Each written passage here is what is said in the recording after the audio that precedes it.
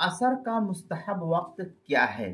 चुनांचे असर का मुस्तहब वक्त सूरज में तगय्युर आने से पहले तक रहता है, खा गर्मी का मौसम हो या सर्दी का। अलबत्ता सूरज में तगय्युर आने के बाद असर का मकरूह वक्त शुरू हो जाता है। लेकिन अगर कोई आदमी किसी ने उस दिन की नमाज नहीं पढ़ी है तो वो अगर नमाज पढ़ता है तो नमाज अदा ही कहलाएगी, गरचे उसके सवाब में कुछ कमी हो जाएगी।